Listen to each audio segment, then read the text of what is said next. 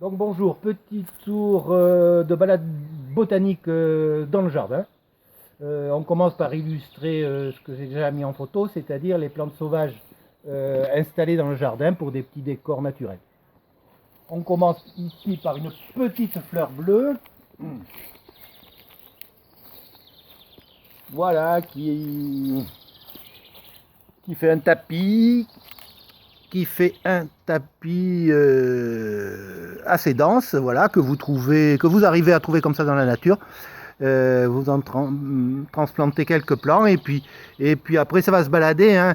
Là je ne l'avais pas transplanté là à l'origine, il s'est déplacé puis il a formé ce tapis tout seul. C'est la Véronique feuille de chêne.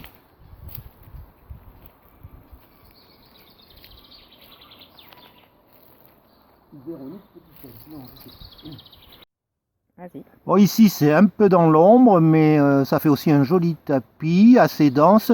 C'est le bugle rampant, voilà, qui lui aussi va se balader. Il n'était pas là au début et puis il est venu tout seul.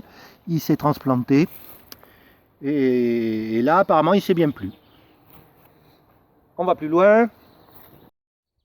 Voilà, là, il faudra peut-être un peu reculer pour voir l'environnement, bon, un peu broussailleux, mais bon, prélevé aussi dans les environs, hein. À l'origine, toutes ces plantes que vous allez voir n'étaient pas sur le terrain, mais comme elles viennent des alentours, c'est le même sol. Donc ici, les petites fleurs blanches, c'est la sabline,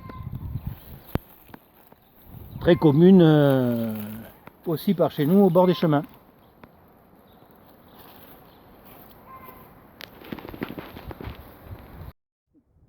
Donc là, une vue d'ensemble de la stellaire Holosta qui s'est installée.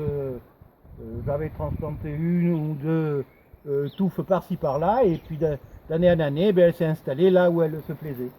Voilà, après, elle peut aller sur la pelouse, mais là, elle est tombée. Ici, elle est accompagnée, je se rapproche. Ici, elle est accompagnée des petites fleurs bleues du myosotis sauvage, pareil, qui s'est ressemé et transplanté tout seul.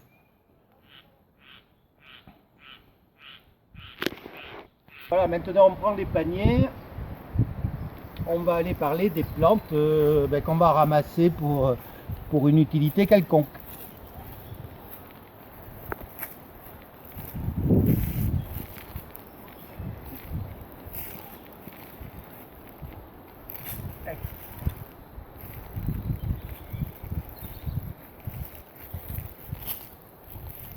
Alors ici le chardon-marie, alors c'est une plante là que l'on consomme.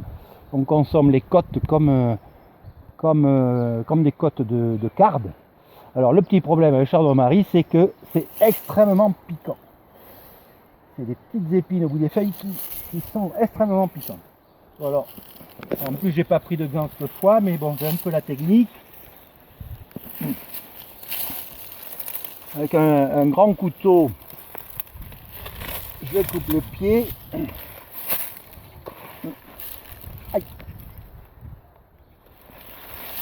J'attrape le pied par ici.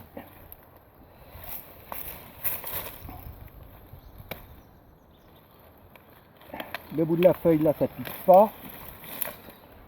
Et après, sur place, hop, j'enlève tous les piquants de la feuille sur le bord. Hop, et au panier. Voilà. Donc ça, on le fait en soupe, on le fait cuit à la vapeur, froid en salade, en soupe. Et là, j'en ai mis 2 gratins au congélateur, puisqu'il y en a beaucoup et que je vais laisser qu'un pied fleurir. Mais après, ça se ressème tout seul, quoi. Et abondamment, là, j'en ai déjà ramassé. Voilà.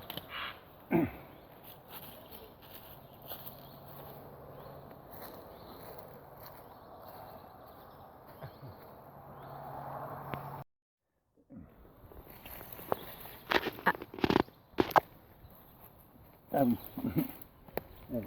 De l'autre côté. Hop. Donc ici on parle de la bardane. Il y avait un pied qui a regrené, voilà, il y en a un peu partout. Donc là, je ne vais pas la ramasser maintenant, je vais la ramasser dans la semaine. C'est la racine là qui ressemble à un petit salsifis qui peut se manger. Voilà, bon, quand c'est petit, c'est un peu chiant à nettoyer. Alors c'est parti ici pour un tapis des pierres. Alors ça c'est des pierres des bois, il y a les pierres des marais aussi. C'est cette plante là qui va monter en fleurs jusqu'à 50-60 cm. Et là, à cette saison, on consomme les feuilles qui au début, paraît-il, n'ont pas une très bonne odeur. Moi je ne sens pas une odeur très forte, mais après c'est un léger goût de champignon, de cèpe. Soit cru, soit en salade, j'en ai fait un pestou. C'est pas mal. C'est pas mal. Et puis, alors lui, elle est venue toute seule. Hein.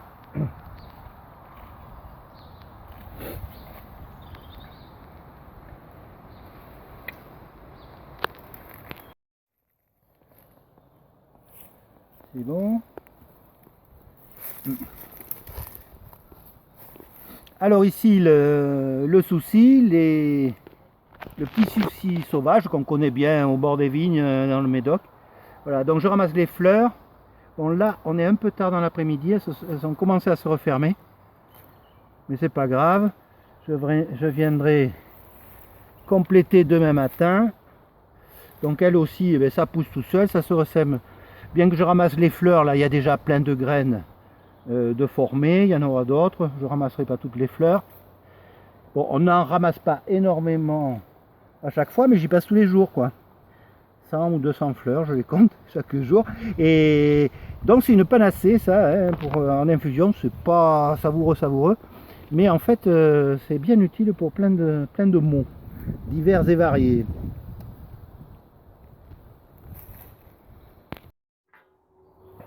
Donc voilà la récolte d'une journée de soucis, enfin d'une journée, d'une cueillette de midi ou début d'après-midi. Là, elle est faite d'hier, elles ont commencé à sécher. En séchant, bien sûr, elles prennent moins de place. Donc là, on a la récolte de 7 ou 8 jours. Voilà, donc au fur et à mesure, on rajoute, puisque, bon, mais pour faire des tisanes, hein, il en faut pas mal. Hein. Il faut une bonne poignée par tasse, donc ça en consomme.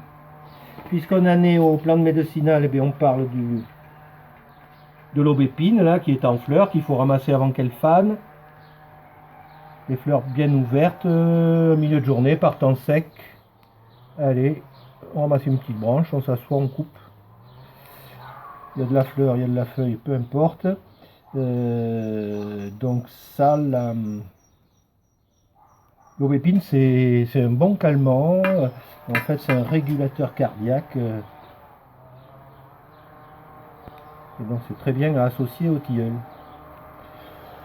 Ça n'a pas un grand parfum, enfin ça a de l'odeur, mais qui n'est pas forcément agréable, surtout au début quand ça sèche. Enfin agréable, il y en a qui aiment ça, mais... Ça sent, c'est une petite odeur de foin, entre le foin et le fumier, quoi. Le pipi de chat. Le pipi de chat. Bon, on va faire un dernier coin du jardin.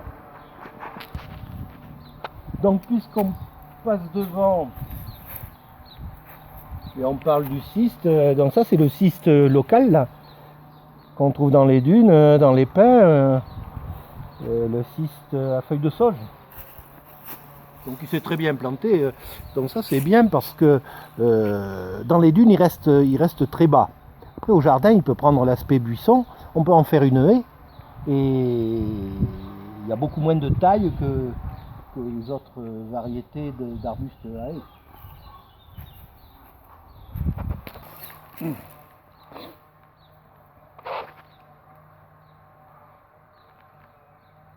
Voilà, alors là nous avons une petite touffe d'alière.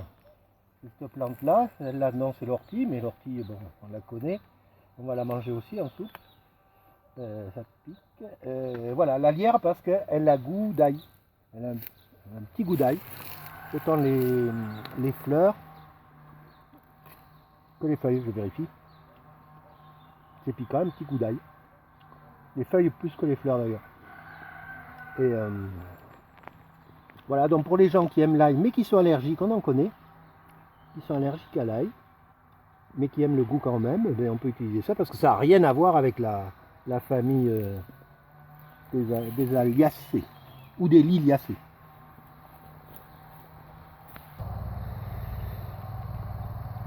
Dans ce petit coin, on va parler de l'oseille ou des oseilles, puisque là nous avons la petite oseille, toute petite, hein. Donc on la reconnaît avec des feuilles qui ont une forme de fer de lance, hein, de harpon en fait. Mais bon, si on veut faire une récolte de petites oseilles, ça en demande. On a une oseille plus grande, on a plusieurs oseilles, hein. Mais donc celle-là c'est quand même des feuilles un peu plus grosses à ramasser. Et là elles sont petites, hein, ça peut être quand même plus gros. Là elles commencent à monter, donc les feuilles vont devenir un peu plus amères. Mais voilà, celle-là c'est plus facile à ramasser et c'est très bon, hein, c'est meilleur que l'oseille cultivée, je trouve, moi.